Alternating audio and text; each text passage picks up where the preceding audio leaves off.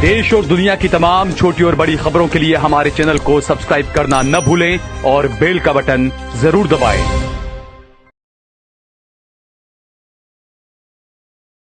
नमस्कार दोस्तों, स्वागत है आपका देश लाइव में और आपके साथ मैं हूँ आशिमा त्यागी। दोस्तों फिर हाजिर हूँ एक महत्वपूर्ण मुद्दे पर आपसे संवाद साधने के लिए, आपसे बात करने के लिए। दोस्तों, भारतीय राजनीति में अक्सर एक सवाल पूछा जाता है, क्या मुसलमानों के पास कोई विकल्प है? लेकिन असली सवाल शायद ये होना चाहिए, क्या कांग्रेस ने मुसलमानों के लिए खुद को विकल्प बनाए रखा, स्टैंड लिया, आवाज बनी? आज जब हर चुनाव के बाद असदुद्दीन ओवैसी के बढ़ते प्रभाव की चर्चा होती है, तब कांग्रेस के भीतर से उठी आवाज पूर्व सांसद राशिद अल्वी एक बड़े राजनीतिक सच की तरफ इशारा करती है। यह कहानी सिर्फ एक पार्टी की नहीं है दोस्तों, बल्कि प्रतिनिधित्व, हाशिए पर धकेले जाने और नए राजनीतिक विकल्पों के उभरने की भी कहानी है।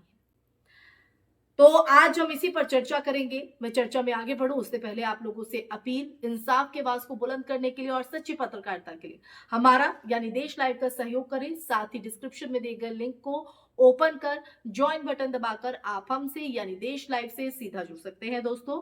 तो दोस्तों वापस आज की चर्चा पर लौटते हैं और राशिद अल्वी का जिक्र मैंने किया है, तो सबसे पहले इस चर्चा के माध्यम से राशिद अल्वी के बयान की ही बात करते हैं।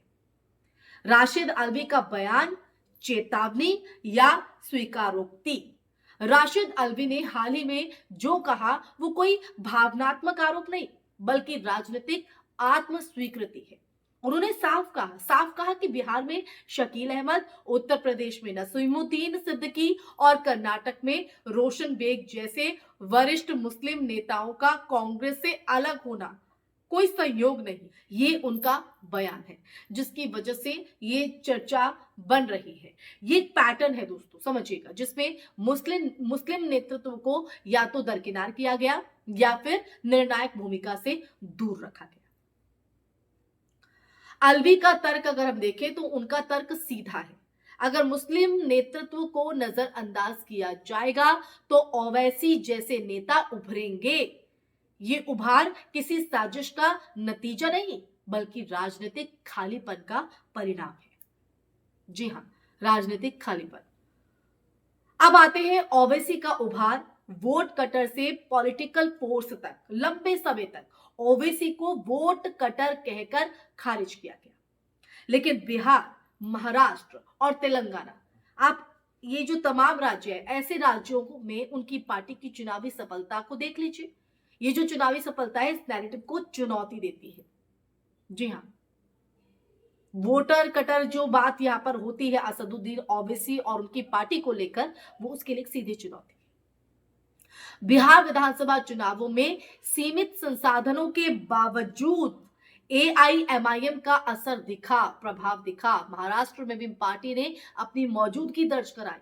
ये उभार बताता है कि मुस्लिम मतदाता सिर्फ कम बुरा विकल्प नहीं चाहता है, बल्कि वो प्रतिनिधित्व, आवाज और सम्मान चाहता है। जब कांग्रेस ये स्पेस खाली छोड़ती है तो ओवैसी जैसे नेता उससे भरते हैं। जी हाँ, उससे भरते हैं। 2014 की हार और एंटनी कमेटी की ऐतिहासिक भूल आपको याद है? याद ही होगी, कोई भूल भी नहीं सकता उस चीज को, क्योंकि वो भूल है। इस पूरी कहानी की जो जड़ें हैं वो 2014 के लोकसभा चुनाव में है दोस्तों। कांग्रेस की करारी हार के बाद बनी एंटनी कमेटी की रिपोर्ट ने कहा कि कांग्रेस मुसलमानों के बहुत करीब टिकती है, बहुत करीब, इसलिए उसे नुकसान हुआ। समाधान बताया गया कि सॉफ्ट हिंदुत्व अपनाया जाए। यहीं से कांग्रेस की जो वैचारिक फिसलन है वो शुरू हुई। जो कांग्रेस अब तक जो है इस समीकरण को साधती रही, लेकिन वो सॉफ्ट हिंदुत्व को कहीं ना कहीं साधने की कोशिश करते, जिसके बाद वो फिसलन शुरू हुई। सॉफ्ट हिंदुत्व अपनाने की कोशिश में कांग्रेस ना तो हिंदुत्व की राजनीति में बीजेपी की बराबरी कर पाई और ना ही अल्पसंख्यकों का भरोसा जीत पाई। परिणाम दोनों तरफ से नुकसान। ये तो वही बात हो गई, धोबी का न घर का न घाट का। सॉफ्ट हिंदुत्व का जो राजनीतिक नुकसान राजनीति में कॉपी पेस्ट काम नहीं करता है दोस्तों। बीजेपी का हिंदुत्व उसका मूल वैचारिक आधार है, जबकि कांग्रेस की अगर बात करें तो कांग्रेस का इतिहास समावेशी राष्ट्रवाद और बहुलतावाद रहा है। जब कांग्रेस ने अपनी मूल पहचान से समझौता किया तो मुस्लिम मतदाता असमंजस में पड़ गया। अगर हिंदुत्व ही चाहिए तो ओरिजिनल को वोट दे, और अगर प्रतिनिधित्व चाहिए तो नए विकल्प तलाशे, है कि नहीं? यही होना चाहिए। लेकिन शायद कांग्रेस इस बात को समझ नहीं पाई और फिसलन के दौर में वो समाती चली गई। देखिए, यही वो स्पेस है जहां ओवैसी की राजनीति प्रासंगिक बनती है। मुस्लिम वोट बैंक नहीं, राजनीतिक साझेदार। कांग्रेस की सबसे बड़ी भूल यह रही कि उसने मुसलमानों को वोट बैंक की तरह देखा, ना कि राजनीतिक साझेदार की तरह।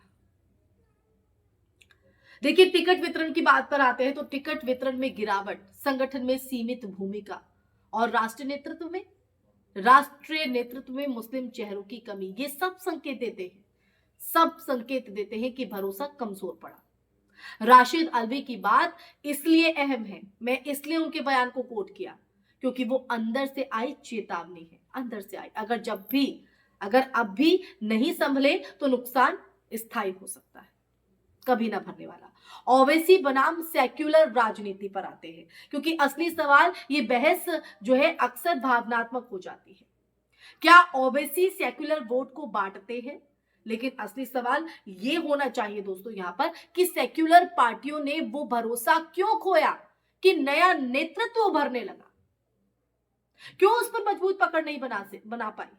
जब मुख्य धारा की पार्टियां प्रतिनिधित्व नहीं देती हैं तो विकल्प पैदा होते ही हैं, और ये लोकतंत्र की बुनियादी प्रकृति है। शायद कांग्रेस इस बात को समझ नहीं पाई, उसको लगा शायद हम ही विकल्प हैं। तो देखिए, उसका खामियाजा भुगतना पड़ रहा है। तो आज की चर्चा के अंत में दोस्तों, आज ओवैसी का जो उभार है किसी एक नेता की महत्वाकांक्षा नहीं, बल्कि कांग्रेस की, जी हां सही सुन रहे हैं, कांग्रेस की रणनीतिक चूक का आईना है। वो लूपहोल जो अब तक कांग्रेस नहीं समझ पाई, लेकिन अब भी नहीं संभली तो स्थायी नुकसान के लिए तैयार रहना पड़ेगा। राशिद अल्वी की चेतावनी को अगर कांग्रेस ने सिर्फ एक बयान समझकर नजरअंदाज कर दिया तो आने वाले सालों में सवाल और गहरा होगा। क्या कांग्रेस मुसलमानों की पार्टी रही है या सिर्फ उनके वोटों की? क्योंकि राजनीति में जब भरोसा टूटता है तो खाली जगह कभी खाली नहीं रहती, उसे कोई ना कोई भर ही देता है। इसी के साथ इस चर्चा में फिलहाल के लिए बस इतना ही दोस्तों। ये चर्चा आपको कैसी लगी? कांग्रेस को लेकर आपका नजरिया क्या है? कमेंट सेक्शन में कमेंट करके जरूर बताइएगा। इस वीडियो को ज्यादा से ज्यादा शेयर कीजिएगा, हमारे चैनल देश लाइव को सब्सक्राइब कीजिएगा।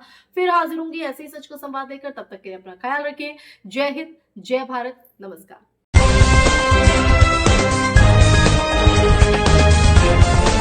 देश और दुनिया की तमाम छोटी और बड़ी खबरों के लिए हमारे चैनल को सब्सक्राइब करना न भूलें और बेल का बटन जरूर दबाएं।